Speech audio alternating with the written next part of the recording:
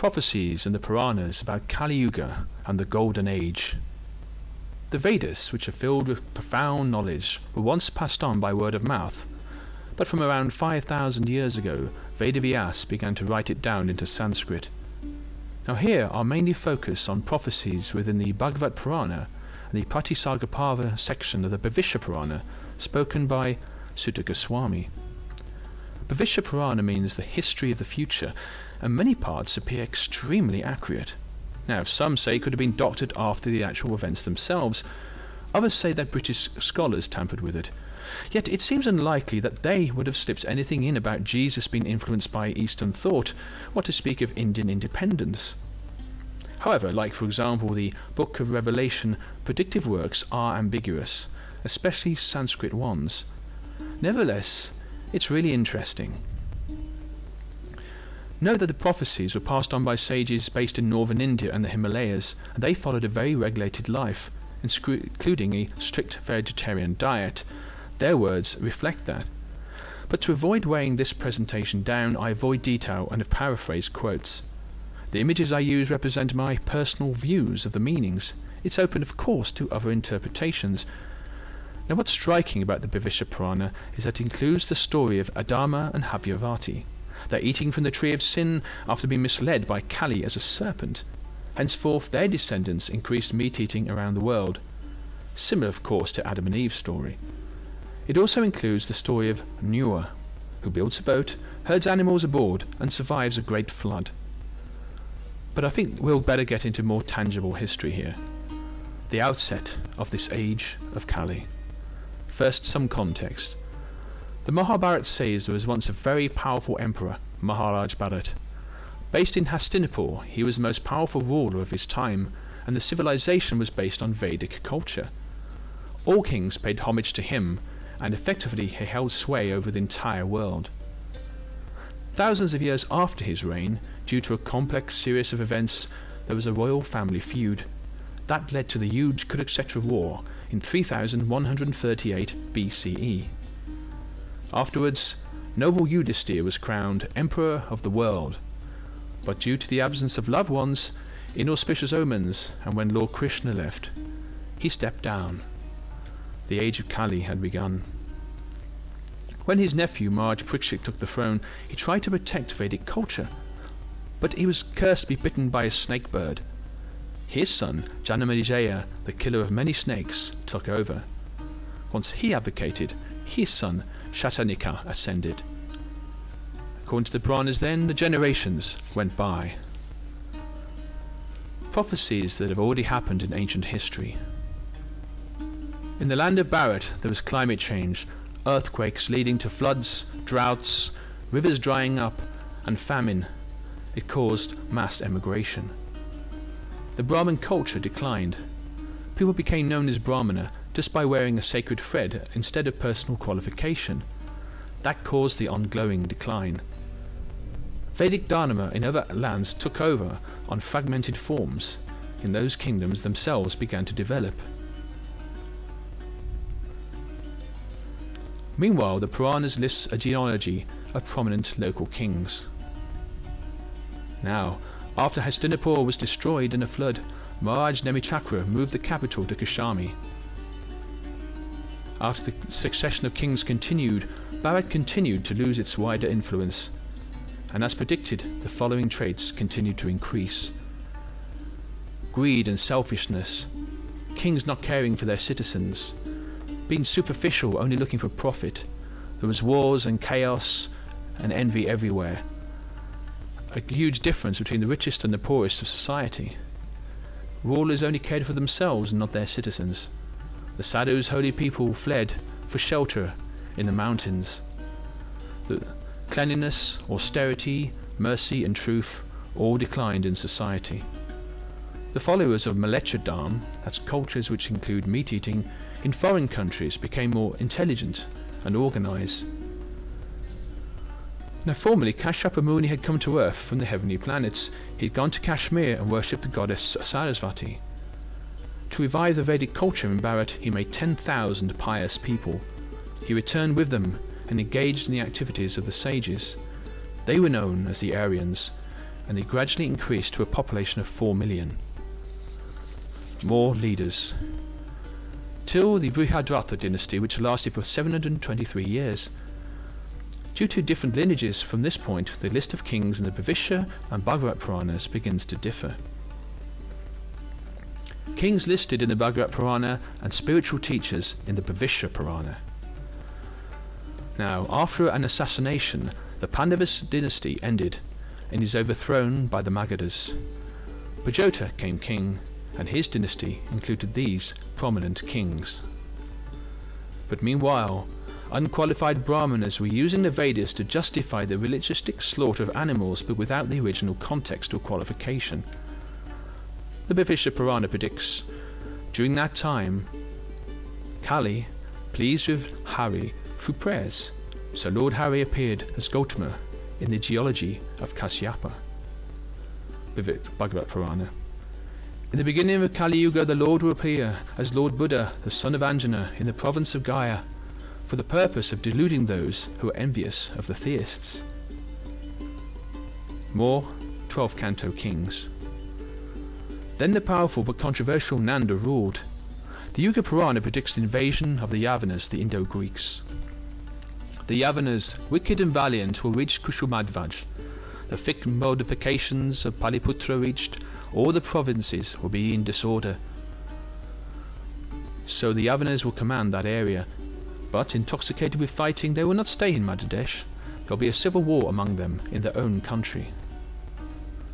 The 12th canto mentions explicitly Chanakya Pandit, who will betray Nanda. This places us in modern history. Then the Mauryas will rule, and the 12th canto continues its list, spanning centuries.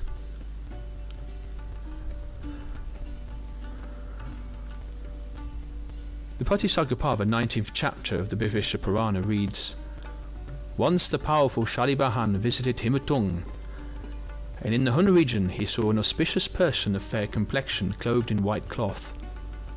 Shalivahan inquired to the man's identity. Isha replied, I am Ishaputra, a son of God, born from the womb of a virgin. He told the king he was the preacher to the Malechas. Among those people he had established the path of truth. The king asked Ishaputra to explain his principles. Isha replied, Having placed the eternal, pure and auspicious form of the Supreme Lord in my heart, I preach these principles for the Malecha's own faith, and thus my name became Isa Masiya, Jesus the Messiah. As some say, the Bhavishya Purana predicts founders of other world religions. The context is them trying to deliver the people of the Malecha lands. By this time, of course, there's many kingdoms across India. The 12th canto lists these. Then low-class people will become kings in areas along the Indus, Chenab and Kashmir.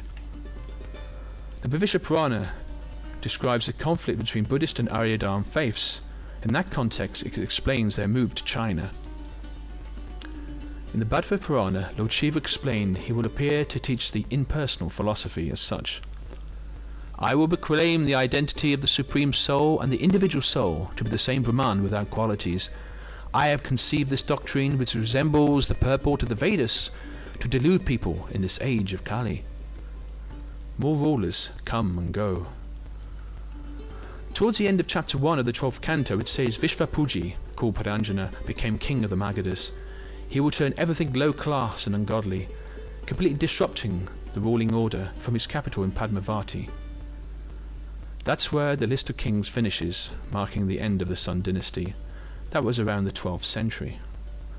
Then it says, Then many uncivilized kings will rule different parts of Bharat at the same time. They will all be low class and irreligious. They'll have little strength in character, devour the citizens, murdering the innocent. They will all suffer ruination. But the Bhavishya Purana describes the likes of Jayadeva Swami, predicted to be an incarnation of the sun god, a poet and great devotee of Lord Krishna, and Madhvacharya, who taught bhakti, devotion to Lord Krishna. The last 5 centuries. The Padma Purana reads, In the first Sanja of the Kali Yuga, I will appear on the earth in a beautiful place by the Ganges shore. I will be the son of Sachi Devi, and my complexion will be golden. Bhagavat Purana. In the age of Kali, Krishna appears in a golden form, chanting the syllables Krishna. He descends along with his weapons, limbs and associates. Those with intelligence worship him with Sankirtan Yagya. Gouden Purana. First he'll be the husband of Lakshmi, then he'll be a sannyasi who stays near Jagannath Puri with Lord Jagannath. Bhavishya Purana. In Kali Yuga, everyone will see my form as a sannyasi, with eyes filled with tears of bliss and bodily hairs erect in ecstasy. About one foreign ruler, the Bhavishya Purana reads, Emperor Akbar established a new religion, Din Ilahi, which underlined the essence of Hinduism, Islam, Buddhist and Christianity. Then the Purana adds, Varanas, forest dwellers, the inhabitants of the islands of Varana, Sri Lanka, developed trade contacts with the Gurundas, especially the Isaputras. Gurundas generally meant cow killers with white bodies, i.e. Europeans, and Isaputra means those who follow the Son of Lord, or perhaps Christians. The inhabitants tried to follow the same teachings of the Sun God, and therefore virtuous and worthy of promoting global business. The king of the Western Dweep was called Vikat, i.e. horrid talker or obsolete person, and later female relative Vikatavati will rule from Calicut by Ashta Kushalia Marg, Council of Parliament. Her people will build factories. They had high propensity for overseas business with rule of citizens. Then this situation continued until they consolidated their grip by divide and rule concept, till Swadesh, self-rule. Bharat witnessed innumerable turns and became an integral entity under the banner of Prajapalyana, democracy. But by that time the inhabitants of Bharat belonged to many sects, religions and languages, but have since emerged as a strong democracy with an identity of its own. Also in the Bhavishya Purana it reads, One saffron-clad man will travel and teach the Vedas in the language of the Mlechas, and he will initiate with fire. The same Purana, Pasika Bhava, chapter 20 reads, The uncontrolled progeny of Kashyapa Muni had become meat-eaters situated in different countries. Although being of a non-dharmic background, some will attain the Brahminical status. Accepting the tuft of hair and sacred thread, they'll be well versed in the uncontaminated fruit of the Vedas. They'll worship Krishna by yagya prescribed by the lords of the demigods, the protector of Mother Sachi. Predictions of present times and forthcoming events. Despite improved material conditions for some in recent decades, wars continue and the age of Kali proceeds. In the Vedic view, mass meat-eating consumption increases war because industrialized economies rely more on fossil fuels. Of course, more and more meat-eating and outside of the home continues. A huge disparity between the rich and the poor across the world. One can only get justice if one has enough money under the table. People become foul-mouthed and arrogant, and ego will rule the day. People will idolize and have it not for darshan, but for the wrong kind of people, non-spiritual people. People's beauty will be judged by their hairstyle, and the goal of life will be just to fill one's belly. Old people will be ignored, neglected and lonely. Marriage will be made for lust only, and atheism will increase. The only people respected were those who were good at juggling their words. Keeping a family together would only be those who are expert. The youth will become unruly or disenfranchised. The city will be stressful. People will be more and more entangled in their complex cities. Even holy places will become polluted. Land will get drier. There will be more and more environmental disasters. And there will be more impersonalism, intoxication, depression, perversion. Women will become more like men, aggressive and unchaste and unruly. Illusion will increase. However, many people will seek change. New ideas, new concepts will take place. A spiritual revival. Like new shoots poking up through the decay, an ethical green movement will rise. Also a tendency to rediscover ancient wisdom and diets. Though effectively there will be a polarization of humankind between spiritual and dark forces. But the Golden Age will continue, and it will phase in and end such sectarian attitudes. The Bhagavat Purana reads, Krishna says to Mother Ganga, on the earth 5,000 years of Kali will be sinful, and people will deposit their sins in you by bathing. After that the chanting of my holy names will appear. For 10,000 years of Kali, such devotees of mine will be around the whole world. The holy names are like an umbrella, sheltering chanters from Kali's influence. This period will gradually phase in and eventually become mainstream. But what could happen during the crossover points between opposing forces? The Bhavishya Purana predicts these future events. The Daityas, demons, who stage managed the victory of the Malechas over Dharma Shaktis, forces for good, then constructed Jalayanas, sea vessels, to Hadikand, yellowish people, north of the Himalayas, where men were very strong like Devas initially, but in the course of a few years of Mahayuddha, cunning and deceitful battles, the Hadikand people appealed to Mahendra, their powerful leader, for protection. At Indra's request, Vishvakarma created a Brahmi Yantra, a sophisticated machine, by using which persons of one khand or region could not travel to another. But this, I suggest, is more than just mere mundane passport control. With enough cooperation, it's already theoretically possible to have a microchip population as a means of creating borders. For example, determine where one can buy or sell, which doors you can pass, and what transport one can use. The Bhavishya Purana continues. There will also be a kind of Vatsya, a less potent, a small use, of a Mahavayu, a great wind weapon. This Vatsya Mahavayu will destroy the Daityas, the Yakshas and the Pishchakas, but will protect the Dharmic Brahmanas and other upright persons for a number of years. Therefore, there will be a period of spiritual revival. Perhaps this is the same as the aforementioned Golden Age. However, when Kali Yuga really sets in? According to the Bhavishya Purana, after that period of spiritual revival, Bhogasimha, intense lion-like pleasure, and Kali-simha, sports and amusements, will become amongst the leaders. They will stay in a Krida Vatanaga, city of material enjoyment, and will carry out the wishes of Kali Yuga, especially the task of destroying Varna and Ashram. The effects of Kali Yuga will then continue without resistance. Humans will develop a barbaric, sinful mentality and civilization. As a result will collapse. There will be an increase of wars, hunger, drought and disease. By halfway through Kali Yuga, that's about 213,000 years from now, cultural values will have disappeared. There will be neither the institution of marriage, nor kinships, nor social reformer, not even a karmakata, a teacher of morals. Trees will shrink, animals, cattle will too. Flowers, fruits and foods will lessen. The land will gradually lose its fertility, and as a result, the populations will become like scavengers, even if they've got the technology. Beasts of prey and rats will hunt on humans.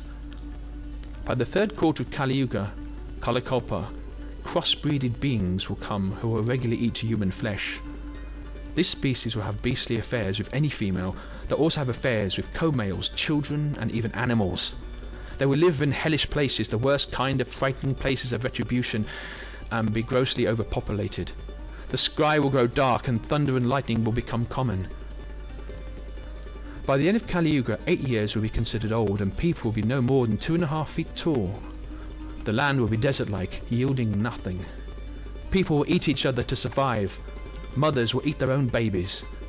The world will be overrun by the worst kind of people.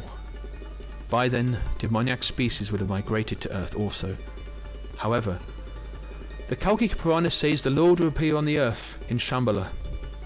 Astride a white horse, he and Kalki and his armies will ride out to confront the enemy. First, he will wipe out the armies of Kikat, a city of greed and wealth. That army will include knights who will ride on beasts with teeth like crocodiles. Then Kalki will negotiate with her army of women. A sorcerer will summon the goddess Kali, who will fight ferociously, but Kalki will absorb her into his own body. Then Kalki will vanquish 2 giant Rakshasas. He and his armies will then ride out to the world and take on millions of beastly tribes and kill the demons, Coke and Vikok.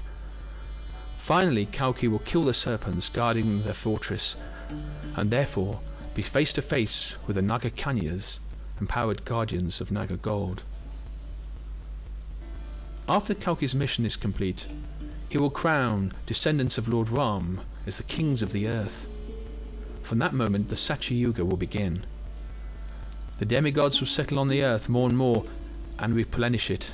A true, long-term golden age will follow. The longer-term future. That marks the beginning of a new Yuga cycle of 4 ages, a total of 4.3 million years altogether. This red arrow here is the time period we've just covered. Vaishvata Manu, the current progenitor of mankind, will remain for another 43 of these Yuga cycles. Then the next Manu, called Savani, will begin a new generation across the universe. After him, there will be another 6 Manus until the end of this particular day of Lord Brahma. Then, in just over 2 billion years from now, apart from the highest ranking planets, on the Earth will be full devastation. Each day of Lord Brahma is 4.32 billion Earth years long. Brahma will live for a total of 311,040 billion Earth years. Brahma's death will coincide with the time when this universe and millions of others are withdrawn back into the body of Mahavishnu. One lifetime of each universe is just one breath of Mahavishnu, and when he breathes out again, millions of new universes begin. And so on, and so on. In this material world, the time cycle goes on eternally. But the goal of life is to break free from that. So we should focus on developing a loving relationship with the Supreme Lord, and hence enter his eternal abode, which is full of bliss. I hope you found this presentation interesting. Please chant Hare Krishna and be happy.